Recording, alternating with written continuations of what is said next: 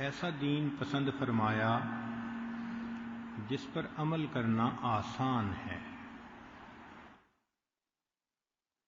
جو انسان دین پر عمل کرنا چاہے اور فطرت سلیمہ رکھتا ہو تو اس کے لیے شریعت کے اوپر چلنا بہت آسان ہوتا ہے۔ قرآن مجید میں اللہ تعالیٰ ارشاد فرماتے ہیں یرید اللہ بکم الیسر، اللہ تعالیٰ ارادہ کرتا ہے تمہارے ساتھ آسانی کا، ولا یرید بکم العسر، اور تمہارے ساتھ تنگی کا ارادہ نہیں فرماتا۔ تو اللہ تعالیٰ کے ساتھ آسانی کا معاملہ فرماتے ہیں اور یہ چاہتے ہیں کہ بندہ بھی آپس میں ایک دوسرے کے ساتھ آسانی کا معاملہ کرے۔ چنانچہ عائشہ صدیقہ رضی اللہ تعالی عنہا کی روایت ہے کہ ما خیر النبی صلی اللہ علیہ وسلم بین امرین، کہ جب نبی علیہ الصلوۃ والسلام کو دو کاموں میں سے ایک کا چوائس کرنے کا موقع ہوتا، الا اختار ایسرہما ما لم یؤثم، تو نبی علیہ السلام ان دونوں میں سے جو آسان ہوتا اس کام کو اختیار فرمایا کرتے تھے۔ ان احادیث اور آیات سے ہمیں مزاج شریعت کو سمجھنا چاہیے، ہمیں منشاء خداوندی کو سمجھنا چاہیے کہ اللہ رب العزت کیا چاہتے ہیں، کہ میرے ایمان والے بندے کس طبیعت کے بندے ہونے چاہیے۔ چنانچہ انس رضی اللہ تعالیٰ عنہ روایت کرتے ہیں کہ نبی علیہ السلام نے ارشاد فرمایا یسروا ولا تعسروا، آسانیاں کرو تنگی نہ کرو، وبشروا ولا تنفروا، اور لوگوں کو بشارتیں دو نفرتیں پیدا نہ کرو۔ اب نبی علیہ الصلوۃ والسلام کی یہ جو بات ہے یہ اس بات کی نشاندہی کرتی ہے کہ بندے کا مزاج ہونا کیسے چاہیے۔ چنانچہ اس کی ایک بہترین مثال کہ یہود کی کچھ علماء نبی اسلام کی خدمت میں حاضر ہوئے اور انہوں نے نبی علیہ الصلوۃ والسلام سے اجازت مانگی۔ سیدہ عائشہ صدیقہ رضی اللہ تعالیٰ عنہ روایت کرتی ہیں استأذن رہط من الیہود علی النبی صلی اللہ علیہ وسلم فقالوا السلام علیکم، تو وہ آئے اور انہوں نے آ کر کہا کہ تم پر موت ہو۔ یہود کی ہمیشہ یہ فطرت رہی ہے کہ وہ الفاظ کو اس طرح تبدیل کر کے کہتے تھے کہ معانی بدل جائیں، اور اندر اندر ہنستے تھے کہ ہم دوسروں کو بیوقوف بناتے ہیں۔ قرآن مجید میں بھی اس کی مثال موجود ہے۔ تو انہوں نے السلام علیکم کہنے کی بجائے السلام علیکم کہہ دیا۔ سیدہ عائشہ صدیقہ رضی اللہ تعالیٰ عنہ نے یہ بات سنی وہ تو تڑپ گئیں۔ محبت کا تقاضا بھی یہی تھا کہ انسان اس کا جواب دیتا۔ چنانچہ انہوں نے فرمایا فقلت، کہا بل علیکم السلام واللعنہ، تم پر موت ہو اور تم پر لعنت ہو۔ اب ایک عمل ہوا، کہنے والوں نے کچھ کہا، جواب دینے والوں نے جواب دیا۔ اب محسن انسانیت صلی اللہ علیہ وسلم اصلاح فرماتے ہیں۔ چنانچہ نبی علیہ السلام نے فرمایا یا عائشہ، اے عائشہ، ان اللہ رفیق یحب الرفق، اللہ تعالیٰ نرم ہے، نرمی کو پسند کرتے ہیں، فی الامر کلہ، ہر کام میں۔ قلت اولم تسمع، میں نے عرض کیا اے اللہ کے حبیب صلی اللہ علیہ وسلم آپ نے سنا نہیں کہ انہوں نے کیا کہا؟ تو نبی علیہ الصلوۃ والسلام نے آگے اپنا عمل بتایا، قال، فرمایا قلت وعلیکم، ہاں میں نے بھی ان کو جواب دیا کہ تم پر بھی۔ لفظ بولا تھا جو بد دعا تھی، تو نبی علیہ الصلوۃ والسلام نے اینٹ کا جواب پتھر سے دینے کی بجائے فقط اتنا کہہ دیا وعلیکم، تم پر بھی ہو، تو جواب تو مل گیا۔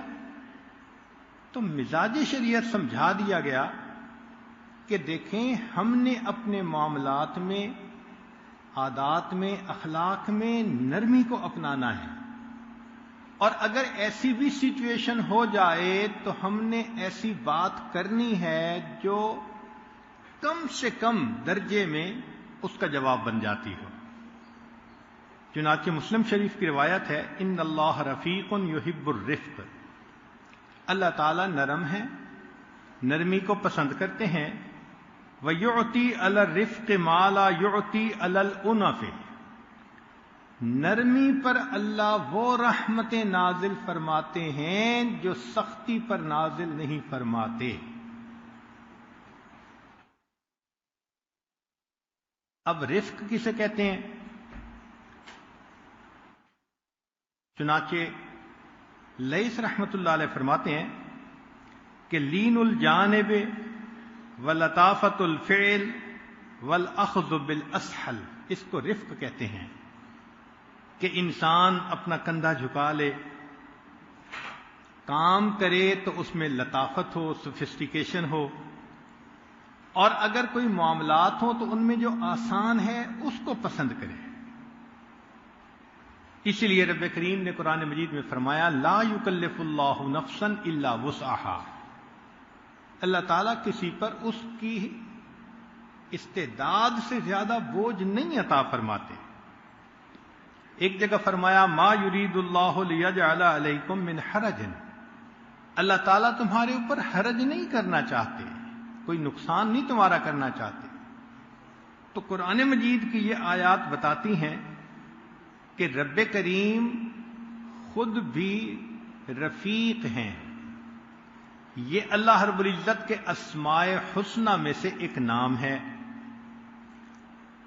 قرآن مجید میں ہے وَلِلَّهِ الْأَسْمَاءُ الْحُسْنَى فَادْعُوهُ بِهَا، اور حدیث پاک میں نبی علیہ السلام نے اللہ کے ناموں سے دعا مانگی کہ أَسْأَلُكَ بِكُلِّ اسْمٍ هُوَ لَكَ سَمَّيْتَهُ سَمَّيْتَ بِهِ نَفْسَكَ او انزلته فی کتابک او علمته احدا من خلقک او استأثرت به فی علم الغیب عندک۔ تو ان ناموں میں سے ایک نام ہے رفیق، الرفیق، اس کا معنی ہوتا ہے رفق، رفق کا معنی نرم۔ بعض طبیعتیں سختی والی ہوتی ہیں، شدت ہوتی ہے، ذرا سی بات پہ الجھ پڑنا، سختی سے جواب دینا، یا اینٹ کا جواب پتھر سے دینا۔ آج کل تو اکثر نوجوان خود آ کر کہتے ہیں حضرت جی دوستوں میں بڑے ٹھیک ہوتے ہیں، پتہ نہیں گھر آتے ہیں پارا چڑھ جاتا ہے۔ یہ جو گرمی چڑھ جاتی ہے نا، یہ شیطانیت ہے، کیونکہ شیطان آگ سے بنا اور وہی حرارت انسان کے اندر آ کر چڑھ جاتی ہے۔ جہاں رب کریم نے محبت اور نرمی کا حکم دیا وہاں طبیعت سختی چاہتی ہے، اصل میں اس کے پیچھے شیطان ہوتا ہے۔ تو مزاج شریعت سمجھ میں آ جائے تو انسان کے لیے زندگی گزارنا آسان۔ اب جس بندے کو پتہ چل جائے کہ اللہ تعالیٰ رفق والے ہیں، نرمی والے ہیں، تو اس کے دل میں اللہ کی محبت میں اضافہ ہوگا کہ اللہ رب العزت کتنے مہربان ہیں، کتنے کریم ہیں۔ تو اس صفت کے معلوم ہونے سے بندے کے دل میں اللہ تعالیٰ کی محبت بڑھتی ہے۔ پھر حدیث پاک میں فرمایا تخلقوا باخلاق اللہ تعالی، تم اپنے آپ کو اللہ کے اخلاق سے مزین کرو۔ تو ہر بندہ پھر یہ بھی سوچے گا کہ مجھے بھی اپنے اندر یہ نرمی پسند کرنی ہے۔ پھر اگر کوئی خطا کار اور گناہ گار ہے، اس کے اندر سے مایوسی ختم ہو جائے گی۔ اگر یہ تصور دیا جائے کہ اللہ تعالیٰ تو بڑے سخت گیر ہیں، تو وہ بندہ تو خطا کر کے پھر مایوس ہو جائے گا۔ مگر یہ تصور کہ اللہ رب العزت نرم ہیں، رفیق ہیں، رفق والے ہیں، تو انسان مایوسی سے بن جاتا ہے۔ پھر یہ بھی فرمایا کہ جو بندہ دوسروں کے لیے نرمی کا معاملہ کرتا ہے، اللہ تعالیٰ اس بندے کے ساتھ نرمی کا معاملہ فرماتے ہیں، تو انسان کے کاموں میں بھی آسانیاں۔ چنانچہ نبی علیہ الصلوۃ والسلام نے ارشاد فرمایا، امام احمد نے اس کو روایت کیا، وَمِنْ أَبْرَزِ الْمَعَالِمِ هَذَا الدِّينُ الْحَنِيفُ، اس دین کی بڑی نشانیوں میں سے یہ ہے، هُوَ الرِّفْقُ، نرمی ہے، وَالْيُسْرُ، اور آسانی، وَاللِّينُ، لین پھر نرمی کو کہتے ہیں۔ یعنی نبی علیہ السلام ارشاد فرماتے ہیں کہ دین اسلام کی جو بڑی بڑی نشانیاں ہیں، ان میں سے ایک نشانی یہ ہے کہ اس میں نرمی ہے اور آسانی۔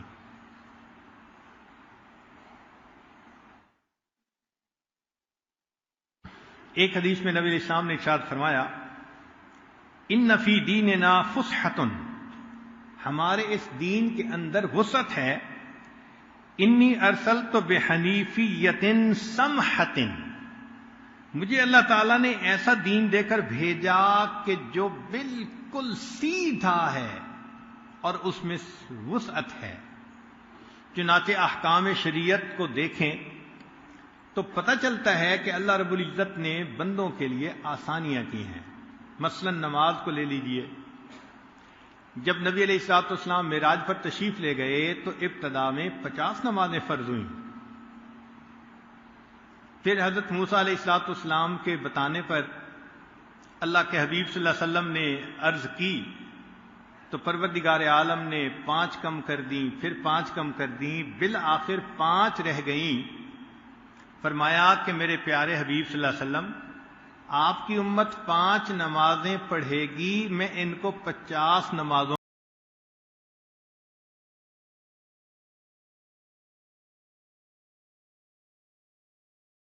نماز کے ادا کرنے میں دیکھو کتنی آسانی۔ پہلی امتیں خاص جگہوں پر جاتی تھیں تب عبادت کر سکتی تھیں، اپنے صوامع میں خاص جگہوں پر۔ اس امت پھر پہلی امتوں میں اگر ناپاکی کسی جگہ لگ جاتی تھی تو کپڑا ہی کاٹنا پڑتا تھا۔ اس امت کے لیے پانی کو طہورا بنا دیا، دھو لیجئے وہ پاک صاف ہو جاتا ہے۔ پھر فرمایا کہ پانی ہے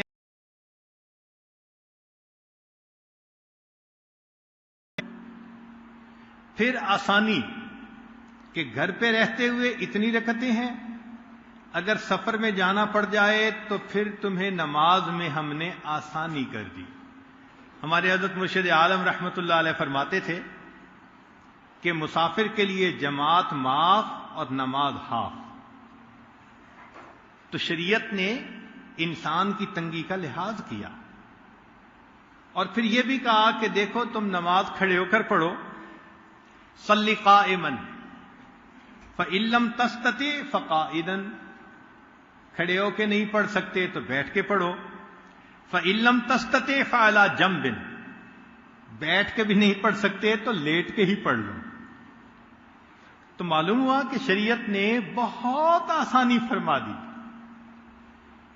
زکوٰۃ کا معاملہ دیکھیے، ہر مالدار پر زکوٰۃ فرض نہیں، صرف اس پر کہ جس کے پاس نصاب ہو اور اس پر بھی سال گزر جائے۔ اب ذرا غور کریں کہ نصاب ایک مقدار ہے، اس کا مطلب ہے اتنا فالتو مال تھا، اور یہ بھی نہیں کہ یہ 1 مہینہ رہا، نہیں، جس نصاب پر 1 سال گزر جائے، شریعت کہتی ہے کہ اس کے اوپر تم زکوٰۃ ادا کرو۔ اور پھر زکوٰۃ بھی یہ نہیں کہ کوئی 25% یا 50%، نہ، 2.5%۔ کیا مطلب؟ کہ میرے بندو، میں نے تمہیں یہ مال دیا ہے حقداروں تک پہنچانے کے لیے، تم 2.5% ان حقداروں میں تقسیم کرو گے، میں 97.5% اس کے بدلے تو تنخواہ عطا کر دوں گا. سبحان اللہ. اللہ کی شان دیکھیے. 2.5% تقسیم کرنے کے بدلے 97.5% خود بندے کو مل رہے ہیں. اور پھر فرما رہے ہیں ہم تمہارے اس بقیہ مال میں برکت بھی دے دیں گے اور تمہارے اس مال کی حفاظت کے ہم ذمہ دار ہوں گے. سبحان اللہ. کتنی آسانیاں ہو گئی. اور پھر اس میں جو استعمال کی چیزیں تھیں روزمرہ کی ان کو ایکسکلوڈ کر دیا. گھر ہے رہتے ہو اگرچہ کروڑوں کا بنا اس پہ زکوٰۃ نہیں. اچھا یہ گاڑی ہے کروڑوں میں خریدی تم نے سواری کے لیے رکھی ہوئی ہے اس پہ زکوٰۃ نہیں.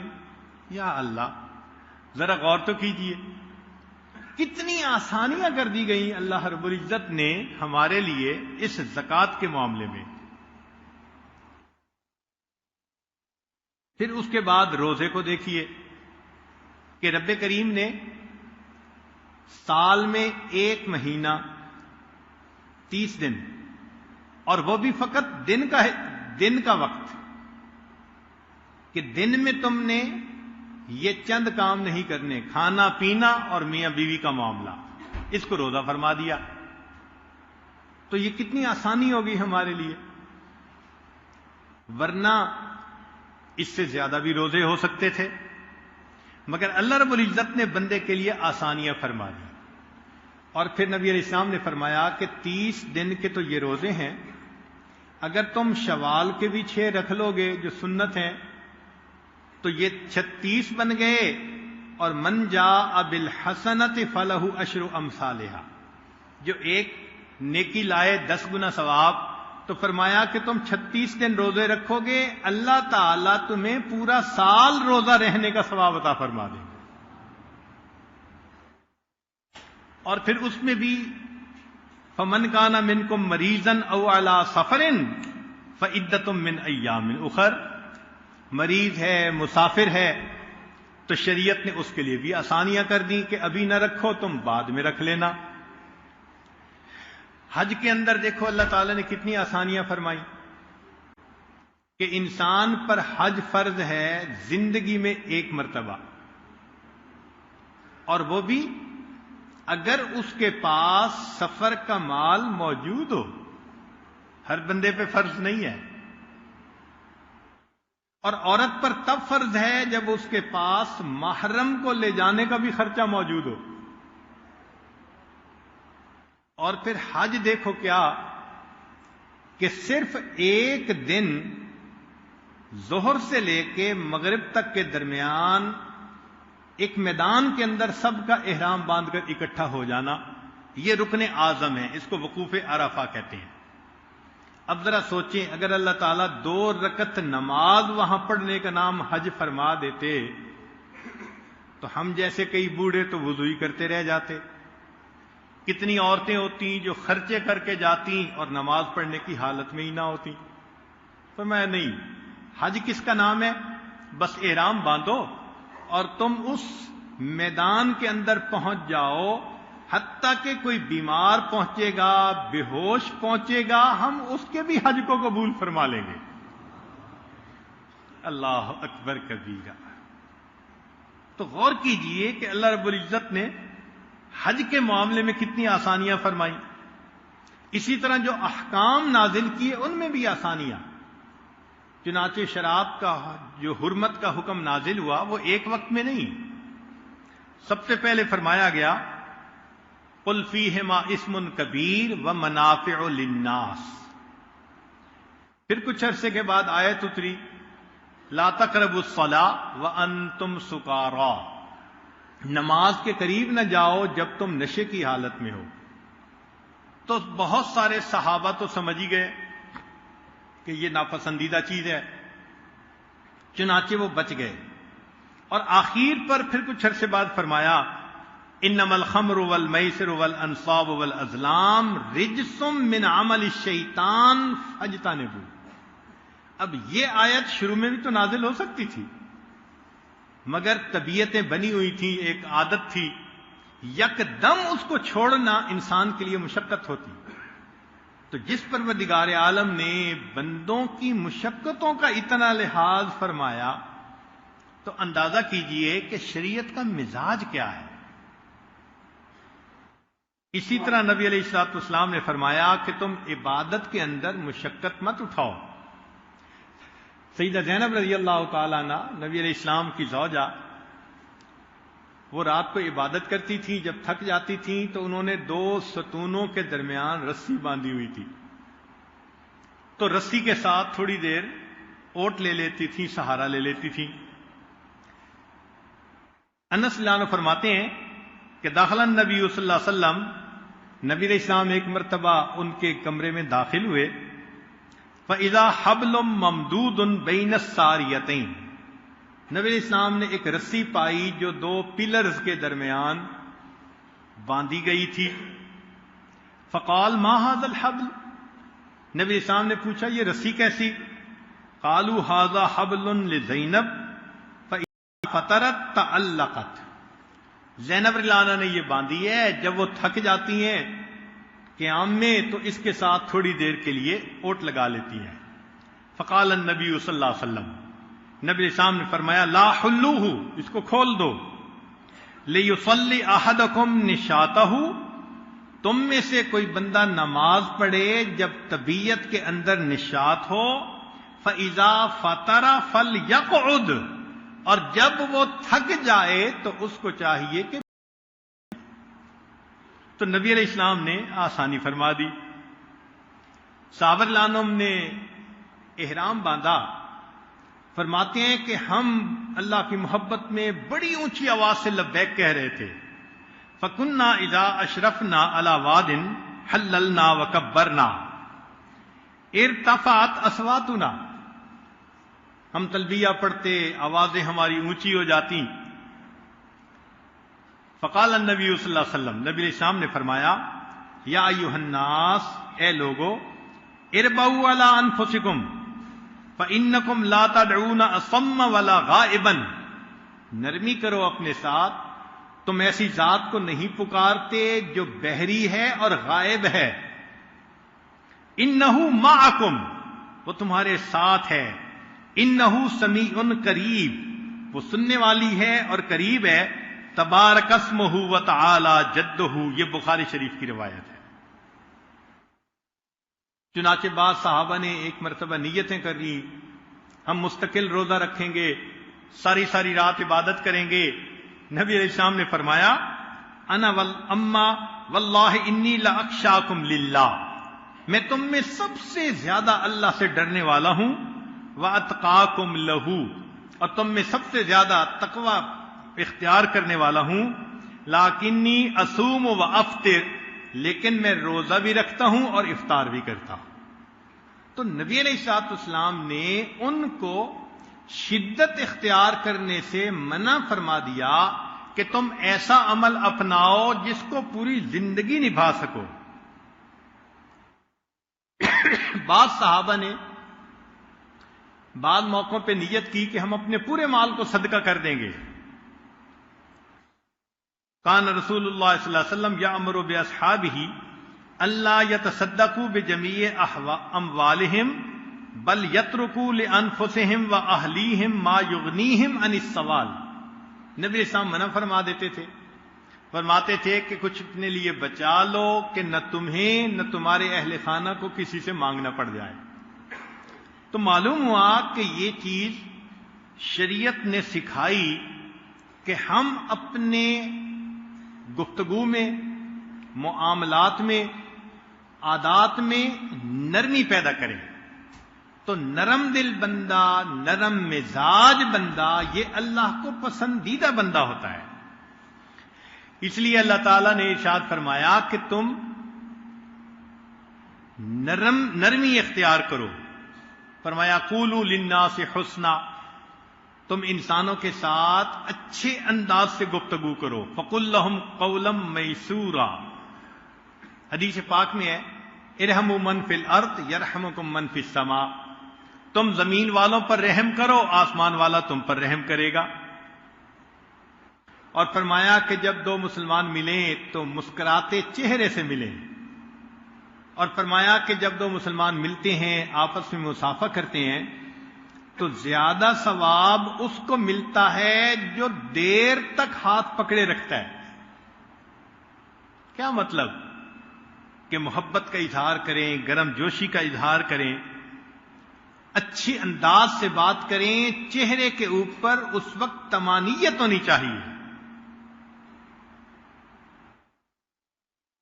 اس لیے نبی علیہ الصلوۃ والسلام کو جب کوئی پکارتا تھا، حدیث پاک میں ہے کہ نبی اسلام جواب میں لبیک فرمایا کرتے تھے۔ ذرا اندازہ لگائیے کہ آپ صلی اللہ علیہ وسلم ان کے استاد ہیں، مرشد ہیں، نبی علیہ الصلوۃ والسلام ہیں، مگر صحابہ میں سے جب کوئی پکارتا تو نبی علیہ السلام جواب میں لبیک فرمایا کرتے تھے۔ ایک مرتبہ زید رضی اللہ عنہ کو فرمایا، قال لزید انت اخونا و مولانا۔ تو ان الفاظ سے معلوم ہوتا ہے کہ نبی علیہ الصلوۃ والسلام دوسرے بندے کو کتنی ریسپیکٹ دیا کرتے تھے۔ حدیث پاک میں فرمایا، تبسمک فی وجہ اخیک لک صدقۃ، کہ جب تم مسکرا کر اپنے بھائی سے ملتے ہو تو تمہیں صدقہ کرنے کا ثواب دیا جاتا ہے۔ وَأَمْرُكَ بِالْمَعْرُوفِ وَنَهْيُكَ عَنِ الْمُنكَرِ صَدَقَةٌ وَإِرْشَادُكَ الرَّجُلَ فِي أَرْضِ الضَّلَالِ لَكَ صَدَقَةٌ۔ کوئی آدمی رستہ بھول گیا، تم اسے راستہ بتا دیتے ہو تو صدقے کا ثواب۔ وَبَصَرُكَ لِلرَّجُلِ الرَّدِيءِ الْبَصَرِ لَكَ صَدَقَةٌ۔ جس بندے کی بینائی ٹھیک نہیں، اگر تم اس کو ہاتھ پکڑ کے راستہ پار کروا دیتے ہو تو تمہیں صدقے کا ثواب ملے گا۔ وَإِمَاتَتُكَ الْحَجَرَ وَالشَّوْكَةُ وَالْعَظْمُ عَنِ الطَّرِيقِ لَكَ صَدَقَةٌ۔ اور راستے میں کانٹے پڑے ہیں، ہڈی پڑی ہے، کوئی روڑا پڑا ہے، اگر تم اس کو ہٹا دو گے تو بھی تمہیں صدقے کا ثواب ملے گا۔ وَإِفْرَاغُكَ مِن دَلْوِكَ فِي دَلْوِ أَخِيكَ لَكَ صَدَقَةٌ۔ اور تمہارا اپنے ڈول میں سے پانی اپنے بھائی کے ڈول میں ڈال دینا، اس پر بھی صدقے کا ثواب ملے گا۔ اب ان تمام چیزوں کو سامنے رکھ کے سوچئے کہ نبی علیہ الصلوۃ والسلام چاہتے کیا ہیں؟ کہ ایک آدمی دوسرے کے ساتھ محبت سے، پیار سے، ہمدردی کا معاملہ کرے، انس و محبت کا اظہار کرے، اسی کا نام انسانیت ہے۔ اگر یہ چیز نہیں تو انسان گویا انسانیت سے ہی محروم ہے۔ تو شریعت چاہتی ہے کہ ہم ہر معاملے میں نرمی کو پسند کریں۔ چنانچہ گھر کے جتنے افراد ہیں آپس میں ان کو محبت و نرمی کے ساتھ رہنے کا حکم۔ الرفق بالوالدین، والدین کے ساتھ نرمی۔ رب کریم نے فرمایا وبالوالدین احسانا، اپنے والدین کے ساتھ تم نیکی کا معاملہ کرو۔ فلا تقل لہما اف ولا تنہرہما، ان کے سامنے اف بھی نہ کرو اور ان کو کسی چیز سے منع بھی نہ کرو۔ اور حدیث پاک میں فرمایا رضا الرب فی رضا الوالد، اللہ تعالیٰ کی رضا والد کی رضا میں ہے اور اللہ کی ناراضگی والد کی ناراضگی میں ہے۔ پھر حدیث پاک میں فرمایا کہ برو آباؤکم، تم اپنے والدین کے ساتھ نیکی کا معاملہ کرو، تبرکم ابناؤکم، تمہاری اولاد تمہارے ساتھ نیکی کا معاملہ کرے گی۔ تم ادھر نرمی کرو گے، اولاد تمہارے ساتھ نرمی کا معاملہ کرے گی۔ چنانچہ والدین کا قرضہ ہو تو انسان اتارے، اگر وہ نظر قسم کھا لیں تو اس کو پوری کرے، صدقہ ان کی طرف سے دے، ان کی طرف سے حج کرے، حتیٰ کہ الرفق بالوالدین ولو کانا کافرین، اگر ماں باپ کافر بھی ہوں شریعت کہتی ہے وصاحبہما فی الدنیا معروفا، تم دنیا میں ان کے ساتھ اچھے طریقے سے زندگی گزارو۔ اب کفار ماں باپ کے ساتھ بھی اگر نرمی کا حکم ہے تو جو کلمہ گو ہوں، پھر ان کے ساتھ انسان کو کتنی نرمی کرنی چاہیے. بیوی کو حکم دیا کہ تم اپنے خاوند کے ساتھ محبت کا معاملہ کرو. چنانچہ فرمایا فَمِنَ الرِّفْقِ بِالزَّوْجِ أَن تُطِيعَهُ الزَّوْجَةُ فِي غَيْرِ مَعْصِيَةِ اللَّهِ عَزَّ وَجَلَّ. اگر اللہ کی نافرمانی نہیں تو بیوی کو چاہیے کہ خاوند کی بات کو مانے. فَلَا تَتَرَفَّعُ عَلَيْهِ، اور خاوند کے اوپر برتری نہ جتلائے. تو شریعت نے درجہ بندی کر دی. ہم نے دیکھا کہ بہت سارے لوگوں میں زندگی اسی میں گزر جاتی ہے. خاوند کہتے ہیں بات میری چلے گی اور بیوی کہتی ہے بات میری چلے گی. شریعت نے کیا کہا؟ فَلَا تَتَرَفَّعُ عَلَيْهِ. بیوی کو چاہیے کہ خاوند کے اوپر برتری نہ جتلائے. میں عالمہ ہوں، عقل مند ہوں، میرے اندر زیادہ ویژن ہے، مجھے زیادہ سمجھ ہے. فرمایا کہ تمہیں اس کو جتلانے کی ضرورت نہیں. مان لیا کہ تمہارے مشورے میں عقل کا معاملہ زیادہ ہے، لیکن برکت خاوندی کی بات میں ہے. جو بات خاوند نے کہہ دی دنیا کے معاملات میں، اگر بیوی اس کو قبول کر لے گی اللہ تعالیٰ اس میں برکت عطا فرما دے گی. وقد حث النبی صلی اللہ علیہ وسلم النساء علی طاعۃ لازواجہن، اور نبی علیہ السلام نے عورتوں کو ترغیب دی کہ وہ اپنے خاوندوں کی اطاعت کریں. لأن ذلك سبب دخول الجنت والنجات عن النار، کہ بیویاں خاوندوں کی جب فرما برداری کرتی ہیں تو ان کو اللہ جنت عطا کر دیتے ہیں، جہنم سے بچا لیتے ہیں. چنانچہ نبی علیہ الصلوۃ والسلام کے پاس ایک خاتون آئی کسی کام کے سلسلے میں. ففرغت من حاجتها، جب وہ اپنے کام سے فارغ ہو گئی، فقال لها اذات زوج انت، نبی علیہ السلام نے فرمایا کہ تو خاوند والی ہے؟ قالت نعم، انہوں نے جواب دیا جی ہاں. قال فأین انت منہ، پوچھا کہ تمہارا اس کے ساتھ کیسا معاملہ ہے؟ قالت، کہنے لگی ما آلوہ الا ما عجزت عنہ، کہ میں اس کی اطاعت میں کوتاہی تو نہیں کرتی، ہاں جہاں میں عاجز ہو جاؤں. قال، نبی علیہ السلام نے فرمایا انظری این انت منہ، ذرا غور کر کے تو اس کے ساتھ کیسی ہے. فإنہ جنتک ونارک، اس لیے کہ تمہارا خاوند تمہاری جنت ہے یا تمہارے لیے دوزخ ہے. اس لیے حدیث پاک میں ہے کہ جو عورت فرائض پہ عمل کرتی ہو اور اس حال میں مرے کہ خاوند اس سے راضی ہو، اللہ تعالیٰ جنت کے دروازوں کو کھول دیتے ہیں. مرد کا سلوک طے ہوتا ہے عبادت کے ذریعے سے. مرد کا سلوک طے ہوتا ہے عبادت کے ذریعے سے، اور عورت کا سلوک طے ہوتا ہے خدمت کے ذریعے سے. جو اپنے گھر میں خدمت کرے گی اللہ تعالیٰ اس کو روحانیت کی بلندیاں عطا فرما دیں گے. اس لیے عورت کا جنت میں جانا بہت آسان ہے. خاوند کو راضی کرنا تو شاید دنیا کا سب سے آسان کام ہے. راضی کر لے اللہ تعالیٰ جنت کے دروازے کھول دیں گے.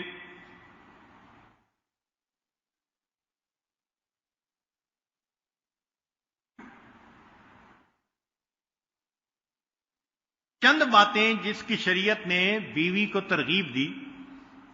فرمایا کہ ایسے بن کے رہے ان تسرہ اذا رآہا، خاوند جب دیکھے تو اس کی آنکھیں ٹھنڈی ہوں، اس کے دل خوش ہو جائے بیوی کو دیکھے. اس کا مطلب یہ کہ صاف ستھری بھی رہے اور فرما برداری کی صفت بھی ہو. اس لیے کہ جب نافرمانی ہو تو چاہے جتنا مرضی کوئی خوبصورت بن کے آئے طبیعت وحشت کھاتی ہے. تو فرمایا کہ تم ایسا بن کے رہو کہ تمہیں دیکھ کے خاوند کا دل خوش ہو جائے. وَمِنْهُ أَن تُطِيعَهُ إِذَا أَمَرَهَا وَالتَّلَطُّفُ لَهُ قَوْلًا وَعَمَلًا، اور اس کی اطاعت اور فرما برداری کرے اور قول اور فعل میں اس کے ساتھ تلطف نرمی کا معاملہ کرے. نرمی شریعت کو کتنی پسند ہے ذرا غور کیجئے کہ قرآن مجید کا جو بالکل سینٹرل ورڈ ہے نا، درمیان کا لفظ، وہ ہے وَلْيَتَلَطَّفْ، اور اس کا ماخذ لطف ہے، نرمی. جس شریعت نے مرکزی نقطہ بتلایا کہ تم نرمی کا معاملہ کرو، اب وہاں انسان اگر نرمی سے محروم ہو تو وہ کتنا بڑا محروم کہلائے گا.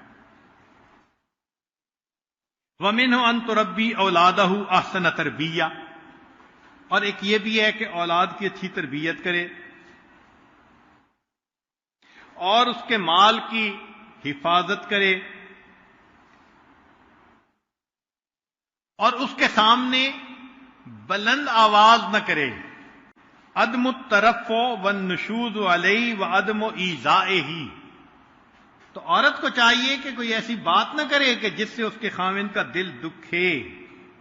وَمِنْهُ تَلْبِیَةُ رَغْبَةِ زَوْجِهَا فِی الْفِرَاشِ، اور خاوند کی تقاضے کے معاملے میں اس کی فرما برداری کرے کہ جب خاوند کو ضرورت محسوس ہو اس کے ساتھ کوآپریٹ کرے.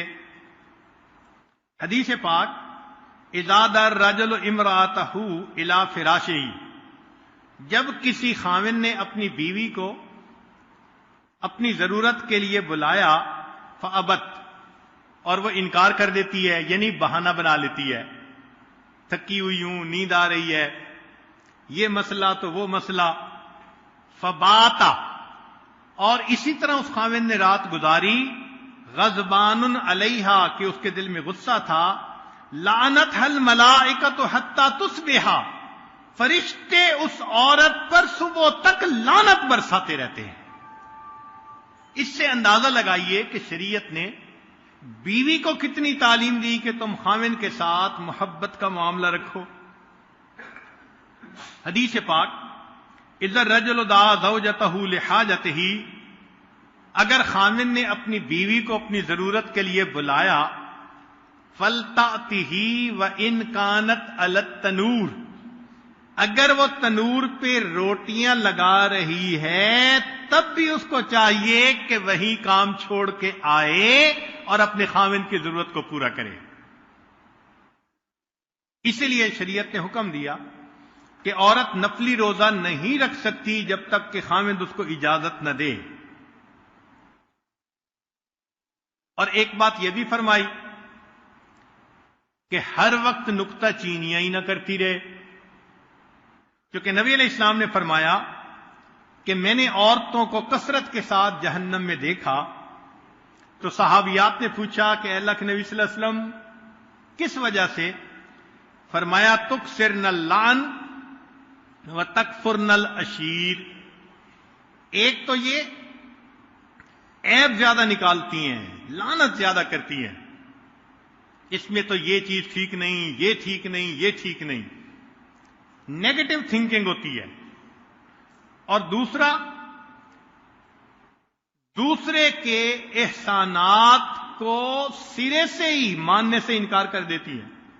مثال کے طور پہ اگر خاوند ساری عمر اچھا رکھے اور کسی موقع پہ کسی وجہ سے کوتاہی ہو کہ میں نے تو تیرے گھر آ کے اچھا دیکھا ہی نہیں، ہاں تم تو اچھا کرتے ہو تو بچوں کے لیے کرتے ہو، میرے لیے کیا کرتے ہو؟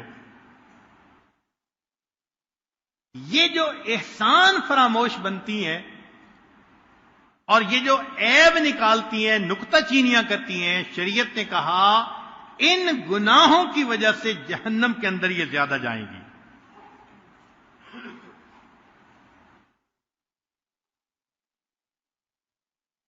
اسی طرح شریعت نے حکم دیا کہ خاوند اپنی بیوی کے ساتھ محبت اور نرمی کا معاملہ کرے. نبی علیہ السلام نے فرمایا استوصوا بالنساء خیرا، عورتوں کے ساتھ اچھا سلوک کرو، تم میری اس وصیت کو تسلیم کر لو. شریعت نے کہا کہ ہر کام جو لہو و لعب ہے وہ منع ہے سوائے 3 کاموں کے. کل ما یلہو بہ الرجل المسلم باطل الا رمیہ بقوسہ. ایک تو کمان کے ذریعے تیر کو نشانے پہ لگانا، فرمایا کہ یہ بھی جائز. وتادیبہ فرسہ، گھوڑے کو تربیت دینا، سواری کی، یہ بھی جائز. وملاعبتہ اہلہ، اور اپنے اہل خانہ کے ساتھ محبت، نرمی، پیار کا معاملہ کرنا، یہ بھی کہا جائز. فإنہن من الحق، کہ یہ سب کے سب ٹھیک کام ہے. بعض صوفی حضرات اتنے اپنے آپ کو دنیا سے الگ تھلگ کر لیتے ہیں کہ بیویوں سے کوئی واسطہ ہی نہیں. ہمارے حضرت مرشد عالم رحمت اللہ علیہ فرماتے تھے کہ اللہ تعالیٰ کو جو راستہ جاتا ہے وہ جنگلوں اور غاروں سے ہو کر نہیں جاتا، ان گلی کوچوں بازاروں سے ہو کے جاتا ہے. تو ہمیں چاہیے کہ ہم اپنے گھروں میں زندگی گزاریں محبت پیار کے ساتھ. اللہ تعالیٰ کا قرب حاصل ہونا آسان ہو جائے گا.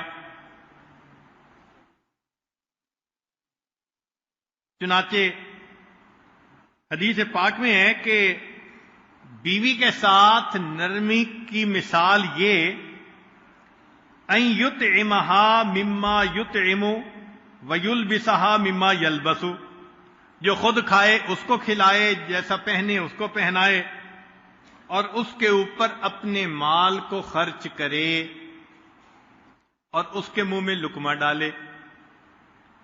اب بتائیں کہ اگر لقمہ کھلانے سے دلوں میں محبت ہو تو یہ کتنا آسان کام ہے.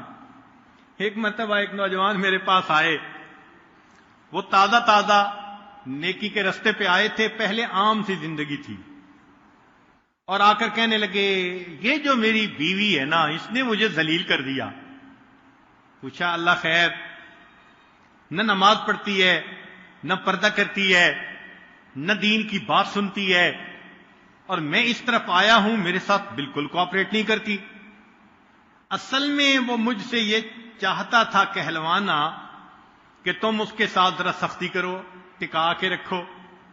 وہ یہ نیت دل میں لے کے آیا تھا کہ جب حضرت صاحب سے اجازت مل جائے گی بس پھر میں نمٹ لوں گا. حضرت بالکل سنت کا خیال نہیں کرتی. جب اس نے یہ کہا تو میں نے کہا کہ بھئی آپ تو ماشاءاللہ بات سمجھ گئے، سنت کو اپنا لیا. کہنے لگا جی. میں نے کہا ایک سنت آپ اس پر عمل کر کے دکھائیں. جی حضرت کون سی؟ میں نے کہا کہ لے کے جاؤ مٹھائی بیوی کے لیے، اور جب دسترخوان پہ رکھو، کھانے بیٹھو، تو ایک اس میں سے مٹھائی کا ٹکڑا اٹھا کے اس کے منہ میں ڈال دینا. اب وہ میرا منہ دیکھ رہا ہے. جی حضرت. میں نے کہا میں فارسی تو نہیں بول رہا کہ آپ کے سمجھ میں نہ آئے، بات تو سیدھی سیدھی ہے. بھائی لے کے جاؤ اور اس میں سے کچھ اپنے بیوی کے منہ میں ڈال دینا. چپ ہو گیا، لیکن لگتا تھا کہ دل آمادہ نہیں ہو رہا، کیونکہ دل میں تو غصہ تھا. وہ تو جوتے مارنے کے چکر میں تھا اور اس کو مٹھائی کھلانے کا سبق دے دیا. تو جب اسے کہا کہ بھئی جاؤ کرو تو خیر وہ چلا گیا. لیکن اگلے دن جب آیا تو آنکھوں میں آنسو. پوچھا کیا ہوا؟ کہنے لگا حضرت غلطی میری تھی. کیسے؟ حضرت نے مٹھائی کا ڈبہ لے کے گیا، کہا اس کو میں آپ کے لیے لایا ہوں. اس کے چہرے پہ کچھ مسکراہٹ آئی. جب ہم بیٹھ گئے اور وہ کھانے لگی تو حضرت میں نے اس میں سے ایک فلاں چیز اٹھائی اور اس کے منہ میں ڈالی تو وہ مجھے دیکھنے لگی. کہنے لگی کیا کر رہے ہو؟ میں نے کہا کہ مجھے حضرت صاحب نے بتایا ہے کہ یہ نبی علیہ السلام کی سنت ہے. کہنے لگی سنت ہے؟ میں نے کہا ہاں. کہنے لگی کہ وہ لقمہ کھانے کے بعد کافی دیر سوچتی رہی اور پوچھنے لگی کہ کیا میں بھی سنتوں پہ عمل کر سکتی ہوں؟ میں نے کہا کر لو. اس ایک عمل پر اللہ نے اس بے پردہ عورت کو توبہ کر کے باپردہ عورت نیک بننے کی توفیق عطا فرما دی. میٹھا کھلانے سے کوئی مرتا ہو تو اس کو زہر کھلانے کی کیا ضرورت ہے؟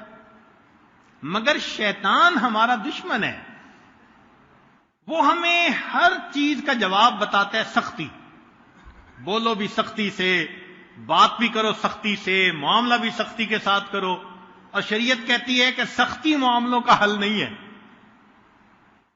جو رحمتیں اللہ رب العزت نرمی پر نازل فرماتے ہیں، وہ رحمت اللہ سختی پہ نازل نہیں فرماتے ہیں۔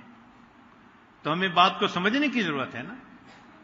شریعت کہتی ہے کہ جو خاوند اپنی بیوی کو دیکھ کر مسکراتا ہے اور بیوی اپنے خاوند کو دیکھ کر مسکراتی ہے، اللہ رب العزت ان دونوں کو دیکھ کر مسکراتے ہیں۔ سبحان اللہ، کیا خوبصورتی ہے اس دین کی، کتنا پیارا یہ دین ہے کہ میاں بیوی محبت بھی کریں اور اللہ کا قرب بھی پائیں۔ مگر اس میں کوتاہی، باہر دوستوں میں بیٹھے ہوں گے تو بس بہت محبت اور پیار، نرمی، اور جہاں گھر آئے تو بس سیریس، سنجیدگی چہرے کے اوپر، مسکراہٹ نام کی چیز نہیں ہوتی۔ بیوی پریشان ہوتی ہے، مجھ سے کیا قصور ہو گیا کہ شکل بھی دیکھنا پسند نہیں کرتے، اور کئی لوگ تو دیر تک باہر رہنے کی عادت ہوتی ہے۔ ایک صاحب تھے، کسی نے پوچھا جی آپ کے بچے ہیں؟ جی ہیں۔ کتنی عمر ہے؟ کہنے لگا ایک اتنا، دوسرا اتنا، تیسرا اتنا۔ اس نے کہا یہ کیا بتا رہے ہو؟ کہتے ہیں کہ صبح سوئے ہوتے ہیں تو میں نکل آتا ہوں اور رات جاتا ہوں تو پھر سوئے ہوئے ہوتے ہیں۔ تو چونکہ بچوں کو میں نے لیٹے ہوئے ہی دیکھا تو اس لیے پتہ ہے کہ کتنے ہے کتنے ہے۔ تو بھائی جب گھر والوں کو وقت ہی نہیں دینا اور ان کے کاموں میں کوئی انٹرسٹ ہی نہیں لینی، چنانچہ کتنے ایسے لوگ ہیں نیک بھی ہیں، تکبیر اولیٰ کا خیال، تہجد کا خیال، نظر کا اہتمام، سارا کچھ ان میں ہے، گھر کے کاموں میں دلچسپی ہوتی ہی نہیں۔ گھر کے کام اس کو سمجھتے ہیں کہ شاید یہ فضولیات میں سے ہے۔ سنیے، اللہ کے حبیب صلی اللہ علیہ وسلم کے بارے میں حدیث مبارکہ میں ہے کہ نبی علیہ الصلوۃ والسلام اپنے گھر والوں کے ساتھ محبت و پیار سے رہتے تھے، گھر کے کاموں میں خود حصہ لیا کرتے تھے، اپنی بکری کا دودھ نکالا کرتے تھے، نبی علیہ السلام آٹا گوندا کرتے تھے اور اپنے جوتے کو خود ٹانکے لگا لیا کرتے تھے۔ اب بتائیں کہ یہ کام نبی علیہ الصلوۃ والسلام نے جو کیے تو مقصد کیا تھا، میسج کیا دینا تھا؟ میسج دینا تھا کہ یہ کام اللہ کے ہاں پسندیدہ ہیں کہ تم گھر کے کاموں میں بیوی کے ساتھ شامل رہو۔ فقط مصلے پہ بیٹھ کے انسان کو قرب نہیں مل سکتا اگر حقوق العباد کی رعایت نہیں کرے گا۔ تو اس بات کو سمجھیے، حضرت موسیٰ علیہ السلام اپنی اہلیہ کے ساتھ ہیں، سخت سردی ہے اور اس سردی میں بیوی حاملہ بھی ہے تو ان کو گرمی کی ضرورت ہے۔ وہ فرماتے ہیں کہ تم بیٹھو، میں تمہارے لیے آگ ڈھونڈنے جاتا ہوں۔ تو آگ ڈھونڈنے کے لیے گئے اور آگے سے پیغمبری مل گئی، تو معلوم ہوا کہ اہل خانہ کی تکلیف کو تکلیف سمجھا اور اس تکلیف کو دور کرنے کے لیے گئے، اللہ نے سب سے بلند نعمت عطا فرما دی۔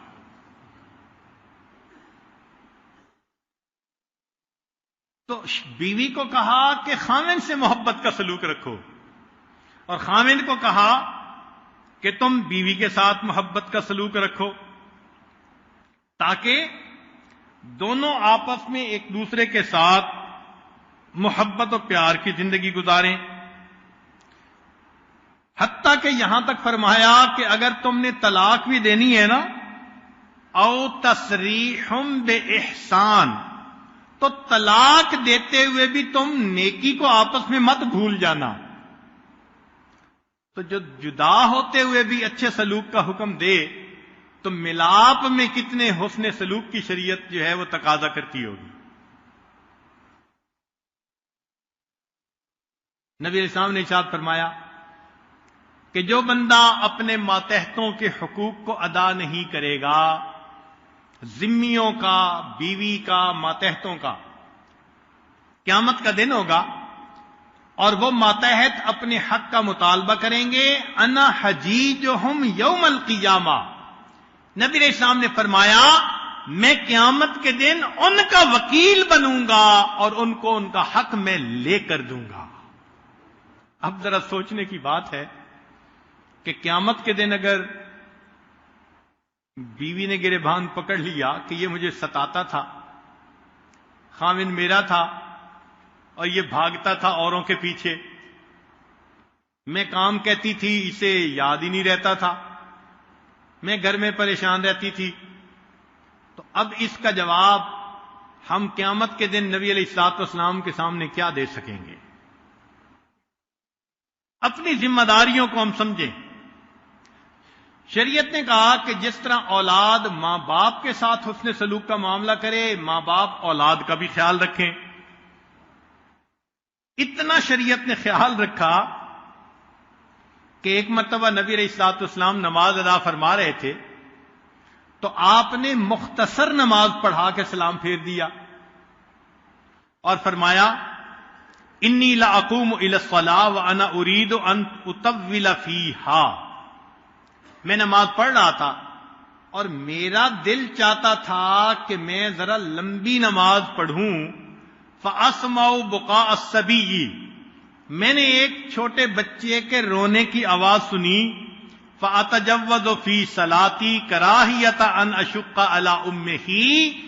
تو چاہنے کے باوجود میں نے اپنی نماز کو مختصر کر دیا، بچے کے رونے کی وجہ سے اس کی ماں کو تکلیف نہ پہنچ رہی ہو.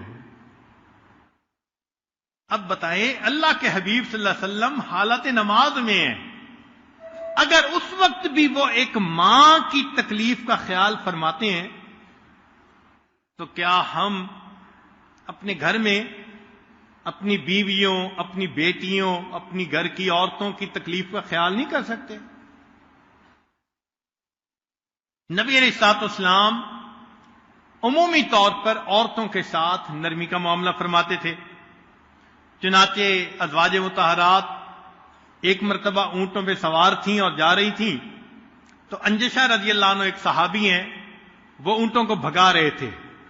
تو اونٹوں کو بھگائیں تو سوار کو ذرا مشقت ہوتی ہے، تو نبی علیہ السلام نے فرمایا ارفق یا انجشہ، انجشہ نرمی کرو. ویحک بالقواریر، اس لیے کہ سواریاں شیشے کی بنی ہوئی ہیں. شیشے کا لفظ استعمال کر کے نبی علیہ السلام نے حق ادا کر دیا بات کرنے کا کہ بھئی نرم مزاج ہوتا ہے یا نرم جسم ہوتا ہے، وہ مشقتیں نہیں اٹھا سکتی، تم ذرا ان کا خیال رکھو. اسی طرح شریعت نے کہا کہ آپس میں رشتہ داریاں ہوں تو ان میں بھی انسان نرمی کا معاملہ کرے. اس لیے صلہ رحمی کا بہت حکم دیا گیا، اور جو انسان قطع رحمی کرتا ہے، رشتے ناتوں کو توڑتا ہے، فرمایا کہ شب قدر میں اللہ تعالیٰ سب گناہگاروں کی بخشش کر دیتے ہیں سوائے چند لوگوں کے. ان میں سے ایک وہ ہوتا ہے جو رشتے ناتوں کو توڑ دیا کرتا ہے. اسی طرح فرمایا الرفق بالیتامى، یتیموں کے ساتھ بھی نرمی. ابو ہریرہ فرماتے ہیں ان رجل شکا الی رسول اللہ صلی اللہ علیہ وسلم قسوۃ قلبہ. ایک صاحب نے نبی علیہ السلام کے سامنے اپنے دل کی سختی کا تذکرہ کیا. فقال له، نبی علیہ السلام نے فرمایا ان اردت تلین قلبک، اگر تو چاہتا ہے کہ تیرا دل نرم ہو جائے، فاطعم المسکین وامسح راس الیتیم، تو تجھ کے چاہیے کہ یتیم کو کھانا کھلاؤ اور اس کے سر پہ ہاتھ شفقت کا پھیرو. شریعت نے کہا کہ تم اپنے پڑوسی کے ساتھ بھی نرمی کا معاملہ کرو. فرمایا لا يدخل الجنہ من لا یأمن جارہ بوائقہ. شریعت نے کہا کہ اپنے ساتھیوں کے ساتھ نرمی کا معاملہ کرو. فرمایا ولو كنت فظا غلیظ القلب لانفضوا من حولک. تو جب اپنے ساتھیوں کے ساتھ بھی نرمی، ہمسایوں سے بھی نرمی، رشتہ داروں سے بھی نرمی، ماں باپ سے، اولاد سے، بیوی سے، تو معلوم ہوا کہ شریعت کا منشا یہ کہ تم نرم ہی بن کر زندگی گزارو. حتیٰ کہ شریعت نے کہا کہ تم حیوانات کے ساتھ بھی نرمی کرو. ایک صحابی اپنے اونٹ پہ سوار تھے اور کھڑے تھے ایک جگہ اور کسی سے گفتگو کر رہے تھے.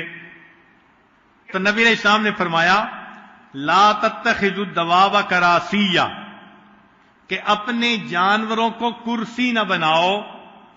فرب مرکوبۃ علیہا ہی اکثر ذکر اللہ تعالی من راکبہا.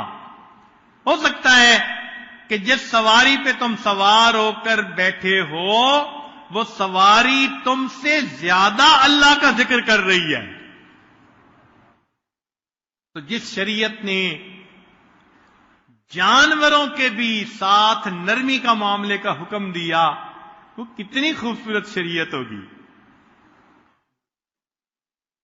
چنانچہ حدیث پاک میں ہے، حدیث پاک میں ہے ان اللہ اذا احب اہل البیت ادخل علیہم الرفق. اللہ تعالی جب کسی اہل بیت کو گھر والوں سے محبت کرتے ہیں تو ان کے اندر نرمی کو داخل فرما دیتے ہیں. تو گھر کے اندر نرمی آ جاتی ہے. بیوی خاوند کے ساتھ نرمی کرتی ہے اور خاوند بیوی کے ساتھ نرمی کا معاملہ کرتے ہیں. سب لوگ بہن بھائی ایک دوسرے کے ساتھ نرمی کا معاملہ. ذرا الفاظ سنیے کہ جب اللہ تعالی کسی گھر والے کو پسند کرتے ہیں، احبا محبت کرتے ہیں، ان میں نرمی کو نازل فرما دیتے ہیں. اور اگر ہمارے گھروں میں بہن بھائی کی آپس میں نہیں بنتی، میاں بیوی کی آپس میں نہیں بنتی، تو اس کا کیا مطلب کہ اللہ تعالی کی محبت کی نظر سے گویا محرومی ہو چکی ہے.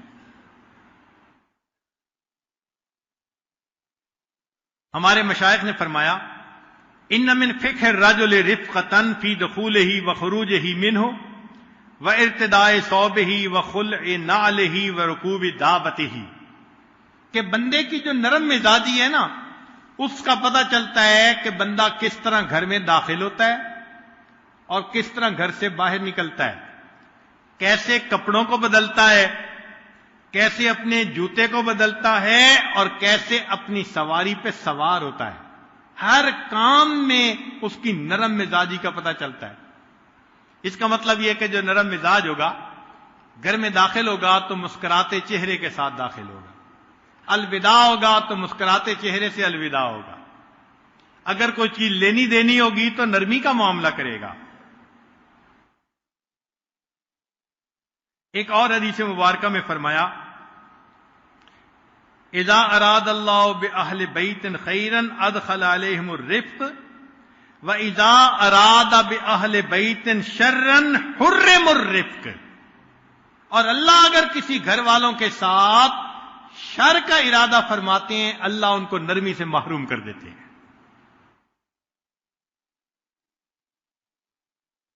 حدیث مبارکہ ما کان الرفق فی قوم الا نفعہم،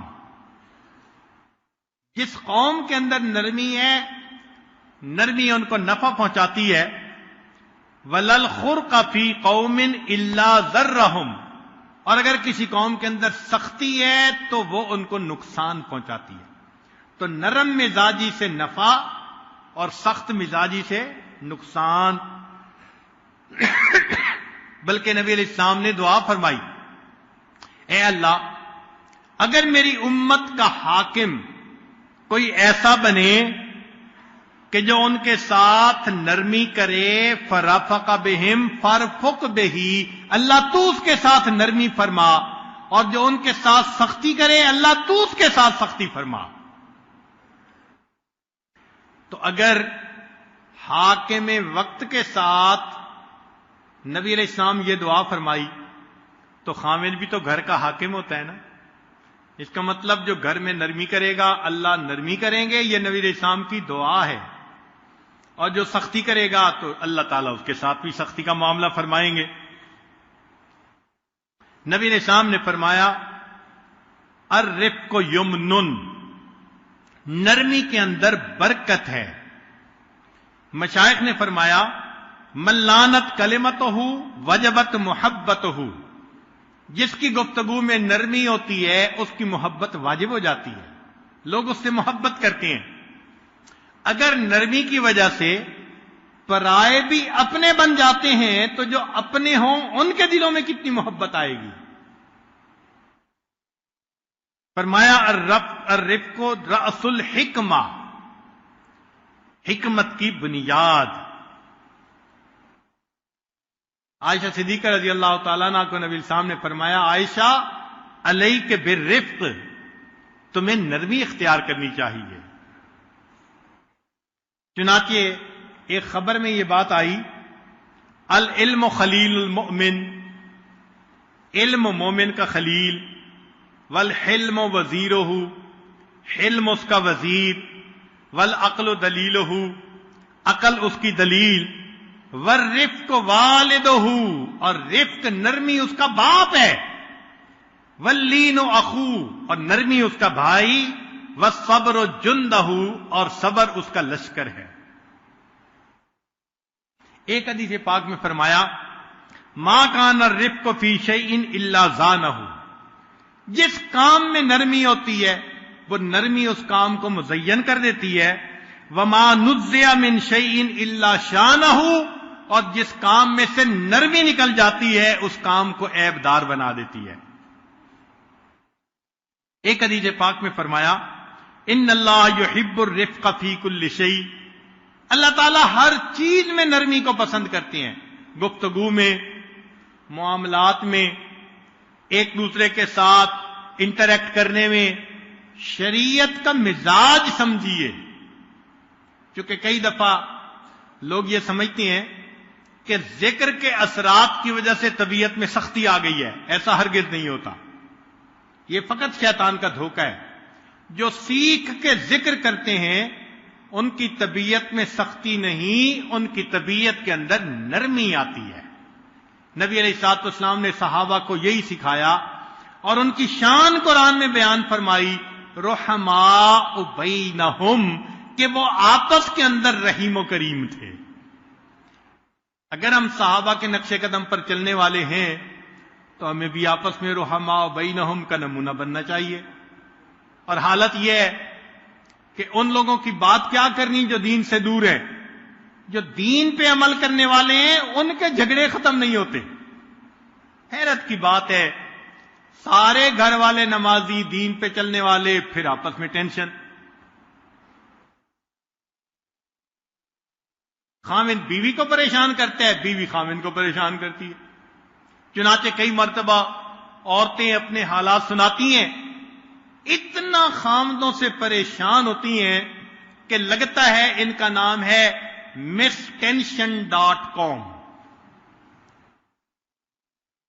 شروع سے آخر تک یہی باتیں، اس کے سوا کچھ نہیں ملے گا. تو ایسے بھی نہیں ہونا چاہیے. تو گھر کے اندر بھی اگر آپس میں نہیں بنتی تو ذرا اور دیکھیے مسجدوں میں آپ دیکھیں گے ادھر بھی ٹوپی ادھر بھی ٹوپی، ادھر بھی داڑھی ادھر بھی داڑھی، ادھر بھی نمازی ادھر بھی نمازی، ایک عقیدہ، ایک خدا، ایک رسول.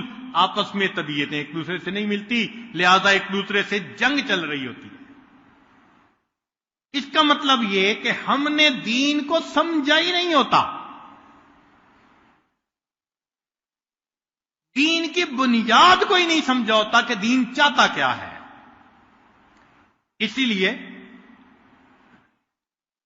ہمارے بزرگوں نے فرمایا کہ ملائے خشک و ناہموار نہ باشد، کہ تم ملائے خشک اور ناہموار مت بنو. تمہارے اندر رف اینڈ ٹف بننا نہیں چاہیے، سوفسٹیکیشن ہونی چاہیے. طبیعت کے اندر نرم مزاجی، طبیعت کے اندر خوبی ہونی چاہیے اس چیز کی.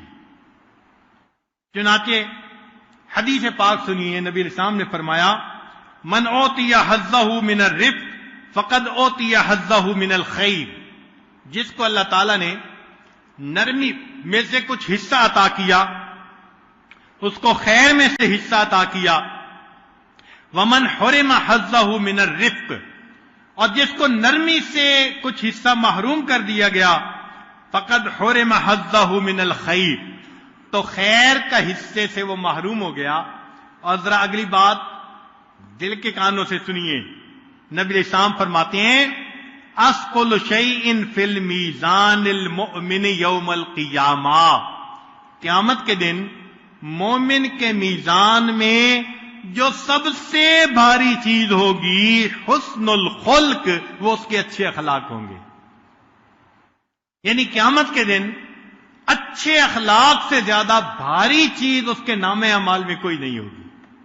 تہجد بھی پیچھے رہ گئی، نفل بھی پیچھے رہ گئے، صدقہ بھی پیچھے رہ گیا، سارے نفلی کام پیچھے رہ گئے۔ فرمایا سب سے زیادہ بھاری عمل اگر قیامت کے دن ہوگا تو حسن خلق ہوگا۔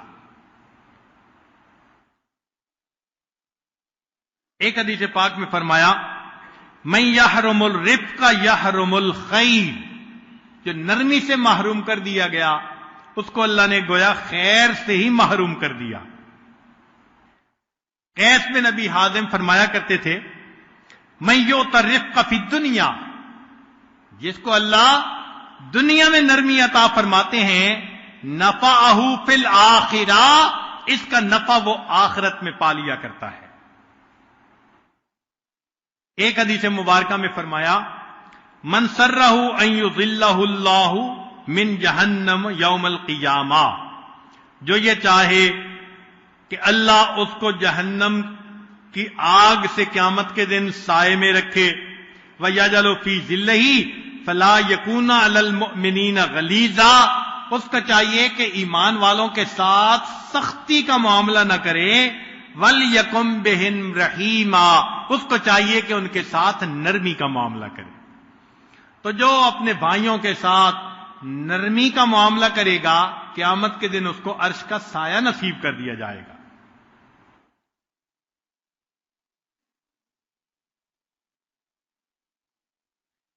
نبی علیہ السلام نے ارشاد فرمایا الا اخبرکم بمن تحرم علیہ النار، کیا میں تمہیں نہ بتاؤں کہ جس بندے پر جہنم کی آگ کو حرام کر دیا جاتا ہے؟ قالوا بلا یا رسول اللہ، صحابہ نے عرض کیا اے اللہ کے نبی صلی اللہ علیہ وسلم ارشاد فرمائیے۔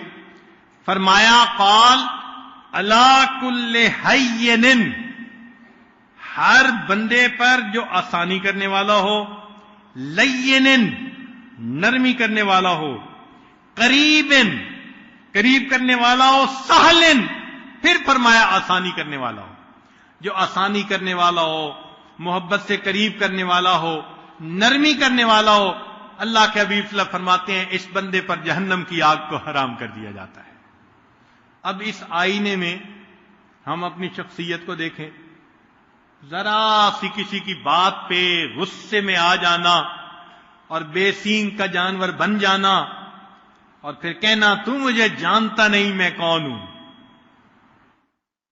یعنی نیک شریف لوگ غصے میں ایسی باتیں کر جاتے ہیں کہ دوسرا بندہ حیران رہ جاتا ہے۔ چنانچہ رمضان مبارک کی بات ہے کہ ایک خاتون کہنے لگی کہ میرے خاوند کی تہجد سال میں کبھی قضا نہیں ہوتی، لیکن طبیعت ایسی ہے کہ ذرا سی بات پہ غصہ آ جاتا ہے تو ماں بہن کی ننگی گالیاں مجھے نکالتا ہے۔ اس کی تہجد کا اللہ کے ہاں کیا مرتبہ ہوگا کہ جو ماں بہن کی ننگی فحش گالیاں نکالتا ہے۔ تو ہم مزاج شریعت کو سمجھیں، منشأ خدا بندی کو سمجھیں کہ اللہ تعالیٰ کیا چاہتے ہیں، اللہ کے حبیب صلی اللہ علیہ وسلم کیا چاہتے ہیں۔ اب ذرا غور کیجئے کہ نبی علیہ الصلوۃ والسلام کی سنتوں پر عمل کرنے کا شوق تو ہوتا ہی ہے راہ سلوک کے سالکین میں۔ نبی علیہ السلام کی شخصیت مبارکہ کیسی تھی؟ انس رضی اللہ عنہ فرماتے ہیں کہ میں لڑکا تھا، نبی علیہ السلام کی خدمت میں 10 سال رہا۔ 10 سال میں نبی علیہ السلام نے نہ کبھی مجھے ڈانٹا، نہ کبھی مارا، نہ کبھی مجھ سے بات کرنا چھوڑی۔ کبھی بھی 10 سال میں ایسا نہیں ہوا اور فرماتے ہیں کہ میں غلطیاں بھی کرتا تھا، نبی علیہ السلام اصلاح بھی فرماتے تھے۔ غلطیاں کیسی تھیں؟ فرماتے ہیں کہ میری والدہ نے مجھے انگور کا گچھا دیا، جاؤ نبی علیہ السلام کو دے کر آؤ، تو میں لے کے چلا، راستے میں خیال آیا کہ انگور کھٹے ہیں یا میٹھے، تو میں نے ایک انگور کھایا، وہ مزے کا نکلا، میں نے دوسرا کھا لیا، اب میں چلتا بھی جا رہا ہوں اور ایک ایک کر کے انگور بھی کھاتا جا رہا ہوں، نبی علیہ السلام کے گھر پہنچنے سے پہلے سارے انگور ختم ہو گئے، میں چپ ہو گیا، کسی کو کچھ نہیں بتایا۔ کچھ دن گزرے، میری والدہ ام سلیم رضی اللہ تعالیٰ عنہ نبی علیہ السلام کی خدمت میں حاضر ہوئی، بات چیت کے دوران انہوں نے پوچھا، اے اللہ کے حبیب صلی اللہ علیہ وسلم، میں نے انگوروں کا گچھا بھیجا تھا تو انگور کیسے تھے؟ نبی علیہ السلام نے فرمایا مجھے تو نہیں ملے۔ آپ سمجھ گئے کہ معاملہ درمیان میں کیا ہوا۔ فرمایا کہ جب میں سامنے آیا تو نبی علیہ السلام میرا کان پکڑتے اور پکڑ کے کہتے، انس میرے انگور کا گچھا نکالو، اور مسکراتے بھی تھے۔ اب اصلاح بھی فرما دی، مگر اتنی محبت سے کہ بچے کو ڈر نہیں لگا، وحشت نہیں ہوئی، خوف نہیں آیا کہ میرے ساتھ کیا بنے گا، نہیں، بچہ تھا تو فرمایا میرا کان پکڑتے، اور کئی مرتبہ ایسا ہوا جب میں کبھی پاس جاتا میرا کان پکڑ کے کہتے میرے انگور کا گچھا کہاں ہے، اور مسکراتے بھی تھے۔ نبی علیہ السلام کی مسکراہٹ میرے دل کو خوش کر دیا کرتی تھی۔ یہ بھی طریقہ ہے دوسرے کی اصلاح کا کہ 10 سال تک مارنے کی ضرورت پیش نہیں آئی، اور آج کل تو توبہ، دین پڑھانے والے قرآن پاک پڑھا رہے ہیں اور طبیعتوں کے اندر سختی کہ کاری صاحب کہاری صاحب بنے ہوئے ہوتے ہیں۔ ہم نے ایک مرتبہ اپنے مدرسے میں کہا کہ بھئی طلباء کو مارو نہیں، سمجھاؤ، تو میں نے اساتذہ کو یہی سمجھایا کہ دیکھو، ہاتھ انسان تب اٹھاتا ہے جب شکست مان لیتا ہے کہ میں زبانی سمجھانے میں ناکام ہو گیا۔ جب استاد اپنی شکست تسلیم کر لیتا ہے نا کہ میں اس کو زبانی سمجھانے سے فیل ہو گیا، پھر ہاتھ اٹھاتا ہے، لہذا مارے نہیں۔ تو ہم نے دیکھا کہ ڈنڈا تو بند ہو گیا، لیکن اس کے ساتھ مکے مارنا، کان کھینچنا اور مختلف طریقوں سے بچوں کو غلطیوں کے اوپر سزا دینا وہ پھر بھی رہا۔ ہم نے اور سختی کی کہ جی نہیں، بالکل ایسا نہیں کرنا۔ پھر ہمیں پتہ چلا کہ جی انہوں نے ڈنڈا تو چھوڑ دیا، ایک پائپ ساتھ رکھ لیا ہے چھوٹا سا، کسی کو پتہ بھی نہ چلے یہ کس کام آتا ہے، اور بچے کی جب غلطی نکلتی ہے تو پائپ سے بچے کو مارتے ہیں۔ پھر ایک دن میں حاضر ہوا، میں نے قاری صاحب سے عرض کیا کہ جی برائے مہربانی آپ یہ بھی نہ کریں۔ کہنے لگے جی کیا کریں، پہلے غلطیاں کرتے تھے، ایک تھپڑ لگا دیتے تھے سیدھے ہو جاتے تھے، پھر وقت آیا کہ مکہ لگانے سے بھی ٹھیک نہیں ہوتے، پھر ایک وقت آیا کہ ڈنڈے سے مارتے ہیں پھر بھی ٹھیک نہیں ہوتے۔ میں نے کہا قاری صاحب اب اگر ان کی غلطی نکلے تو ان کو گولی مارا کرے۔ او خدا کے بندے، کچھ تو عقل کرو نا، بچہ ہے، سختی کا معاملہ کریں گے تو وہ بچے کو یاد بھی ہوگا تو بھول جائے گا۔ یہ کیا طریقہ ہوا بھائی، ہر بات پہ تھپڑ، ہر بات پہ ڈنڈا، مزاج شریعت کا پتہ ہی نہیں ہے۔ ایسے بھی تو ملک ہیں جہاں مارنا قانوناً منع ہے اور وہاں بھی بچوں کی اچھی تربیت ہو جاتی ہے، ہم نے اپنی آنکھوں سے دیکھا۔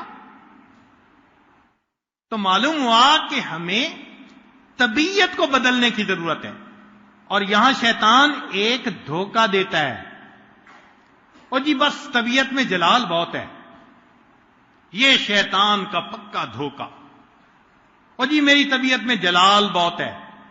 ذرا سوچ لیں کہ ہماری طبیعت میں جلال ہے، اگر اللہ نے بھی قیامت کے دن ہمارے ساتھ جلال والا معاملہ کر لیا پھر کیا ہوگا؟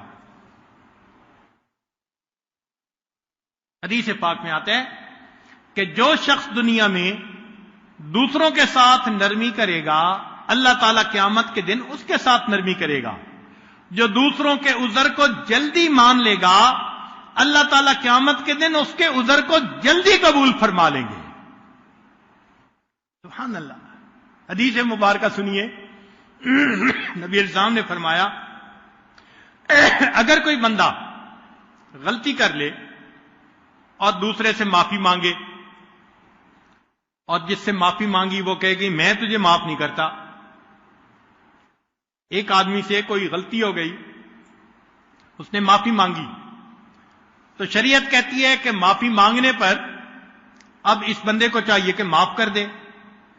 لیکن اگر وہ اس کو معاف نہیں کرتا, نبی علیہ السلام نے فرمایا یہ معاف نہ کرنے والا قیامت کے دن حوض کوثر پر میرے سامنے مت آئے.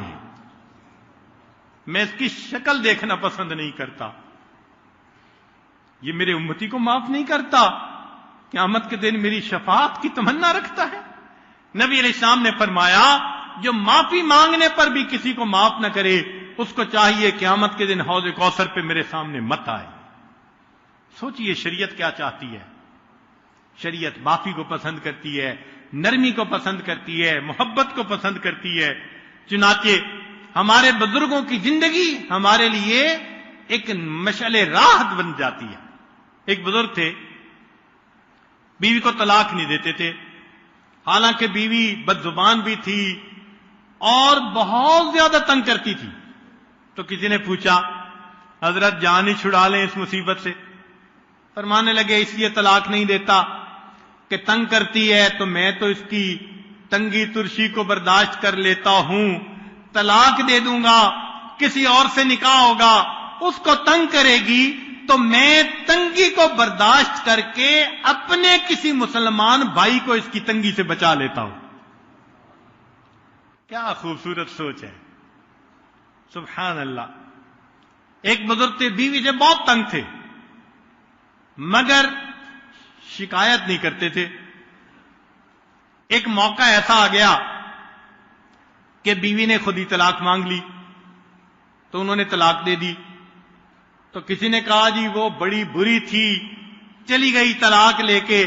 فرمانے لگے جب بیوی تھی میں نے اس وقت زبان سے اس کی برائی نہ کی, اب تو وہ الگ ہو گئی, اب میں اس کی برائی کیسے کر سکتا ہوں.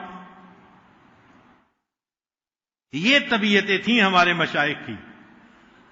نبی علیہ الصلوۃ والسلام کی شخصیت مبارکہ میں ایسی مقناطیسیت تھی کہ صحابہ میں سے ہر بندہ سمجھتا تھا شاید نبی علیہ السلام مجھ سے سب سے زیادہ محبت فرماتے. ایسی طبیعت تھی. اور جو متبع سنت بننے کی تمنا رکھتا ہے اس کو ایسے ہی بننا پڑے گا, ایسے محبتیں تقسیم کرے کہ ہر بندہ سمجھے کہ سب سے زیادہ محبت تو مجھ سے ہی ہے. چنانچہ ایک بزرگ کے بارے میں ان کی وفات ہو گئی تو ان کی بیوی نے یہ بات کہی, ذرا غور سے سنیے, توجہ سے سنیے, کہ میرے میاں تو اتنے نرم مزاج تھے, زمین پہ نرم پاؤں رکھتے تھے کہ زمین کو بھی تکلیف نہ پہنچے. اور اگلی بات عجیب کہی, کہنے لگی کہ میرے خاوند نے ساری زندگی مجھ سے کبھی لہجہ بدل کر بات نہیں کی. ساری زندگی مجھ سے کبھی لہجہ بدل کے, ہوتا ہے نا عام حالات میں تو محبت کے لہجے میں بات, اور ذرا طبیعت کے اندر غصہ ہوا, تم یہ ہو تم وہ ہو, آواز بدل جاتی ہے, الفاظ بدل جاتے ہیں, لہجہ بدل جاتا ہے. تو فرمانے لگیں کہ میرے خاوند نے ساری زندگی مجھ سے کبھی لہجہ بدل کر بات نہیں کی. یہ لوگ ہیں جنہوں نے سلوک کو سیکھا ہوتا ہے. نبی علیہ الصلوۃ والسلام رحمت للعالمین تھے, جو ان کی اتباع کرتا ہے اس کو رحمت میں سے حصہ مل جاتا ہے. پھر وہ رحیم و کریم بن کے محبتیں تقسیم کرتا ہے۔ اس لیے ہمیں چاہیے کہ ہم آپس میں محبت و پیار کی زندگی گزاریں۔ ہو ہلکا یاراں تو بریشم کی طرح نرم، ہو ہلکا یاراں تو بریشم کی طرح نرم۔ گھر میں ہو، دوستوں میں ہو، آپس میں ہو، مسلمان بھائیوں میں ہو، تو انسان کو کیسے ہونا چاہیے؟ ریشم کی طرح نرم۔ جیسے ریشم نرم ہے نا، بندے کی طبیعت میں بھی ایسی نرمی ہونی چاہیے۔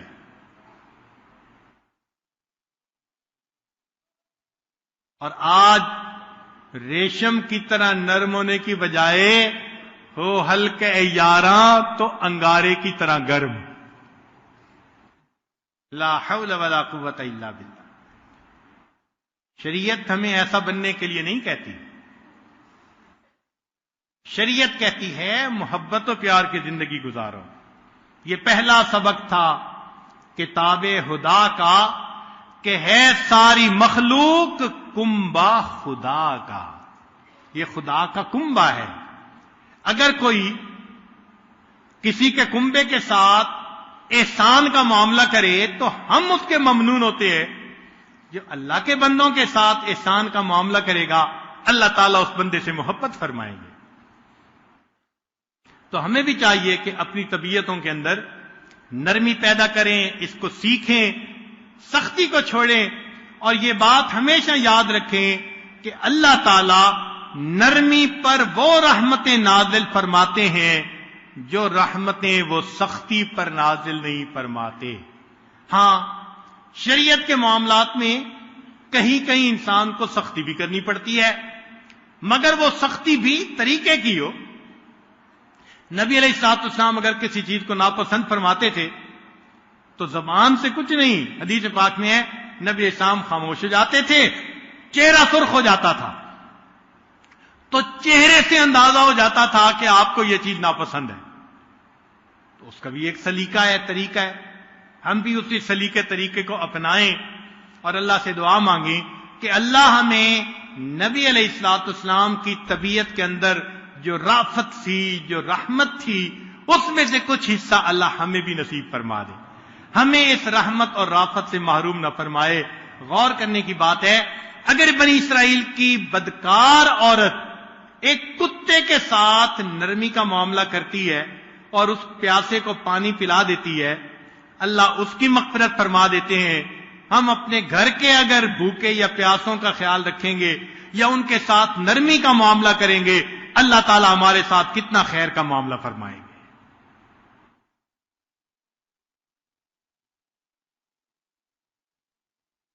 فرصت زندگی کم ہے محبتوں کے لیے،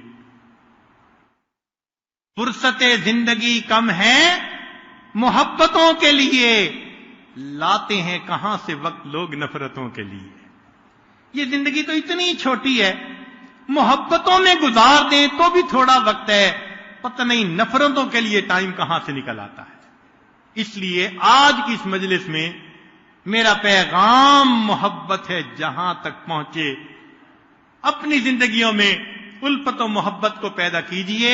اللہ تعالی ہمیں نبی علیہ الصلوۃ والسلام کی طرح رحمت بن کر رہنے کی توفیق عطا فرمائے، زحمت بننے سے جو ہے ہمیں اللہ محفوظ فرمائے، اور جیسے ہم چاہتے ہیں کہ اللہ تعالی ہمیں قیامت کے دن معافی عطا فرمائے، ہم بھی اللہ کے بندوں کے ساتھ ایسا ہی معاملہ کریں تاکہ قیامت کے دن اللہ رب العزت ہمارے ساتھ خیر کا معاملہ فرمائے۔ نبی علیہ السلام نے فرمایا اللہ تعالی رفیق ہیں، رفق کو پسند کرتے ہیں، یہ ساری بات چیت کا لب لباب ہے، اس کو یاد کر لیجئے، گھر والوں کو بھی بتائیے، اس کے تذکرے بھی کیجئے، اور اللہ سے یہ نرمی طبیعتوں میں پیدا ہونے کی دعائیں بھی کیجئے۔ اللہ ہم پر احسان فرمائے اور ہمیں یہ نعمت عطا فرما دے۔ وآخر دعوانا ان الحمد للہ رب العالمین۔